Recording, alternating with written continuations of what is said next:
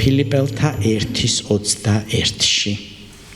რადგან ჩემთვის სიცოცხლე ქრისტეა და სიკვდილი მონაგები. რადგან თუ კი ვცოცხლობ მე, იმისათვის ვცოცხლობ, რომ ყველაფრიდან განვადიდო ქრისტე და თუ კი ჩემს ცხოვრებაში სირთულე გამოჩნდება და ყველა დამიწყებს ყურებას, აბა ეხლა ვნახოთ, შენ როგორ მოიქცევი, ეს ჩემთვის კარგი შანსი არის, რომ გამდიდდეს ქრისტე. დიდება იესოს. ფილიპელთა 1:22 და 23. თუ სხეულში ცხოვრება ნაყოფ შემატებს ჩემს საქმეს, არ ვიცი რა მოვირჩიო, სიკვდილი თუ სიცოცხლე.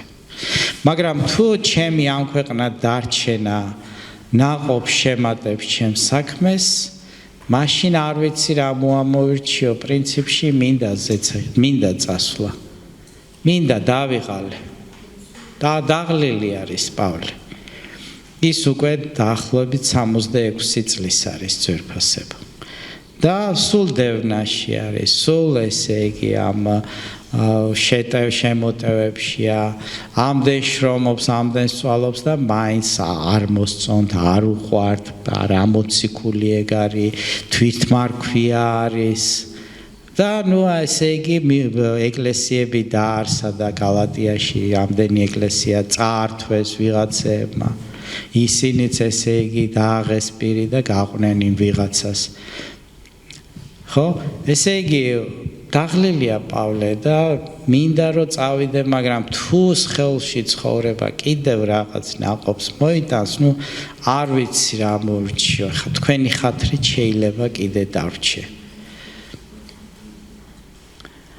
ორივე მიზიდავს, სურს წავიდე და ვიყო ქრისტესთან. რა კი ეს ბევრად უკეთესია ჩემთვის. მაგრამ სხეულში დარჩენა უფრო მეტად თქვენთვის არის საჭირო. ჩემთვის უკეთესია წავიდე და ვისვენებ ვიქნები ქრისტესთან. პავლე მოციქული ვერ დააფასეს. იესო რო ვერ დააფასეს, მაგრამ პავლე მოციქული და მისი სწავლება ეკლესიამაც ვერ დააფასა, ვერ შეხედა. ეს ვერ დაინახა. მაინც კომპრომისული ვარიანტი აირჩიეს.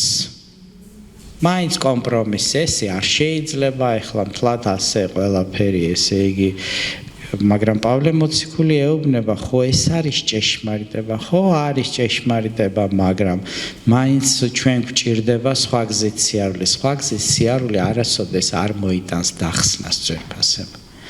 ჩვენ მიტომ ვამბობთ საქართველოში, ეხლა იმ დღეს ჩართვა რო ქონდა ონლაინ, ხო? ეს რაღაც რო წმინდა გიორგიზე საუბრობდა ვაკო და შემდეგ ამ საუბარში მოიტანა ამ რაღაცამ, რომ არმაზის კერპი, რომელიც მცხეთაში იყო, ეს წარმართული კერპი დადგმული და ეს კერპი, როგორც ეხლა წყაროებში წერია, იყო კაცი, რომელიც იყო სამხედრო ტიპი. მუზარადი, ხმალი, ესე იგი ჯავშანი, ნუ სამხედრო პიროვნება იყო და მთელი საქართველოს სცემდა მას თაყვანს.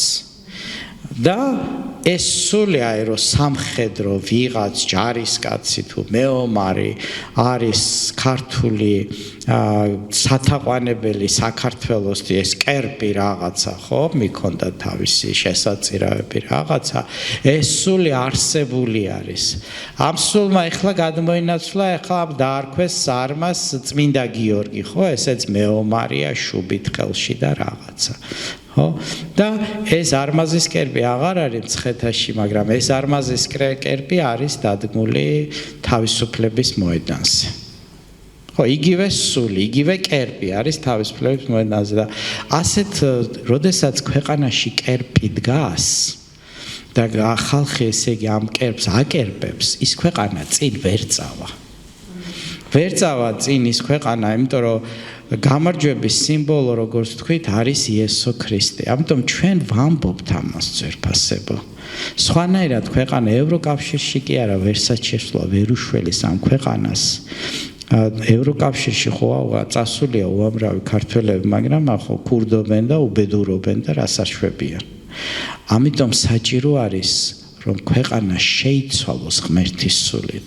და ისრაელი რომ არ შეიცვალა და რომ ესე იგი არ მოусმინეს პავლეს და არ მიიღეს იესო ქრისტე ისე როგორც საჭირო იყო და იყო ეკლესიები შერეული, შეზავებული ეკლესიები, ამიტომ დაინგრა ისრაელი. ამიტომ უნდა ვიცოდეთ წერილები და თვალები უნდა გქონდეს ახელილი, იმიტომ რომ ჩვენ ველოდებით უფალთან შეხვედრას. ფილიპელთა 1:25 და 26. მე კი დანამდვილებით ვიცი, ამბობს პავლე მოციქული, რომ დავრჩები და ყველა თქვენთაგანთან და ვიქნები თქვენი წარმატებისთვის და რწმენის მატების სიხარულისათვის. ანუ პავლეს ჰქონდა ეს შინაგანად მოწმობა, რომ ის განთავისუფლებული იქნებოდა ამჯერად ციხისაგან.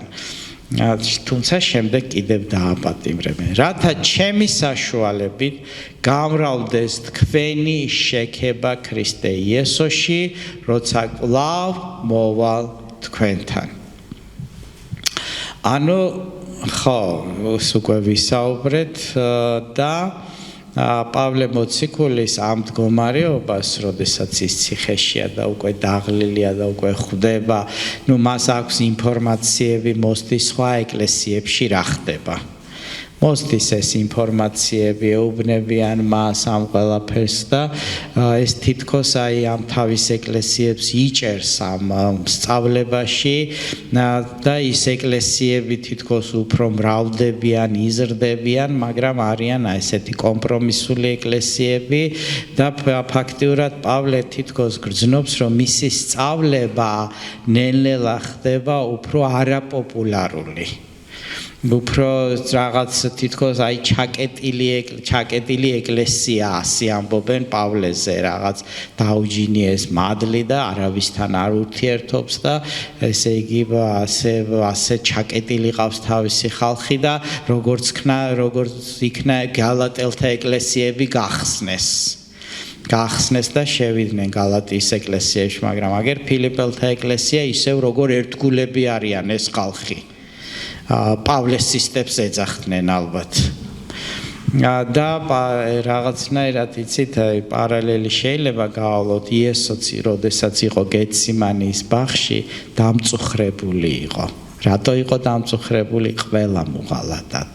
იცოდა, ყველა უღალატებდა, ყველა გაიქცეოდა, ყველა მიატოვებდა, ყველა მის წინააღმდეგ იყო მაშინ, როდესაც ჭეშმარიტებას ლაპარაკობდა, სიტყვიდან ლაპარაკობდა და ხალხისთვის იყო.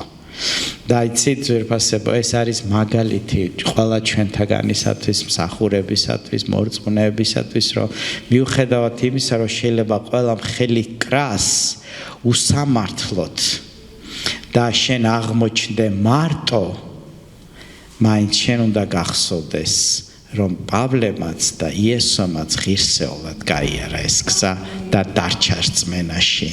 და შემდეგ მათი ღირსეული მოქცევა უკვე მაგალითი იყო უამრავი თაობისათვის. შეიძლება იერუსალიმი დაინგრა და ყველა ეკლესია მიყვა და მგლები შევარდნენ, მაგრამ ჩემთვის და შენთვის მისი სწავლება დარჩა მაგალითი და დღესაც კურთხევა დიდება იესოს. ამიტომ როდესაც შენ დგახარ ძვირფასო მეგობარო, შენი დგომა უკვე ნიშნავს ბოროტის საქმეში ჩარტყმას ბოძისა და შუბისა. დიდება იესოს. დიახ, ის გათავისუფლდა და ეს ჩანს პირველი და მეორე ტიმოთეს, ასევე ტიტეს წერილებიდან, მაგრამ შემდეგ ნერონის დროს ისევ დააპატიმრეს. და როგორც ისტორია გვამცნობს, მას თავი მოკვეთეს.